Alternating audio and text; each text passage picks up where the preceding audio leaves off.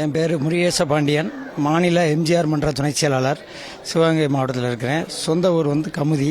இன்னைக்கு இருக்கிற ஒரு சிதறி கிடக்கிற எல்லாரையும் ஒருங்கிணைத்து அந்த அரசியல் தலைவருக்கு உரிய நற்குணம் எல்லாரையும் ஒரு தாயுள்ளத்தோட இணைச்சு கொண்டு போகணுங்கிற ஒரே முடிவா இருக்காங்க. அதனால அங்கிட்டு போயிருக்க அனைத்து பிரிவுகளுக்கு அங்கிட்டு போயிருக்க எல்லோரும் ஒற்றுமையா சின்னம்மா அவர்கள் தலைமைக்கு வந்து மீண்டும் எம்ஜிஆருடைய ஆட்சி, அம்மாவுடைய ஆட்சி அமைகிறதுக்கு எல்லாரும் தியாக மனப்பான்மையோட அப்படிங்கிற சுயநலத்தெல்லாம் தூக்கி எறிஞ்சிட்டு எம்ஜிஆருடைய ஆட்சி, அம்மாவுடைய ஆட்சி மலர எல்லாரும் மீண்டு ஒருங்கிணைய அன்போடு கேட்டுக்கொள்கிறேன்.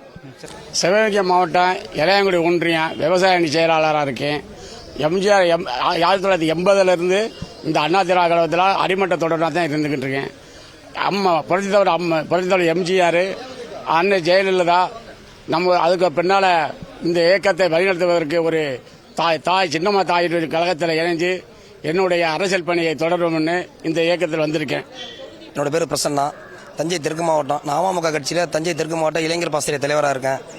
அம்மா வழியில் அந்த இயக்கத்தை மீண்டும் அம்மா வழியில் ஆட்சி அமைக்கணும் அம்மா இது பண்ணியிருக்காங்க. அம்மா கரத்தை வளர்ச்சி இருக்கிறது நாங்கள்லாம் ஒன்று கூடி இன்றைக்கி அம்மாவை சந்திக்க வந்திருக்கோம். நான் மயிலாடுதுறை மாவட்டத்துலேருந்து வரேன். என்னை பூம்புகார் தொகுதி.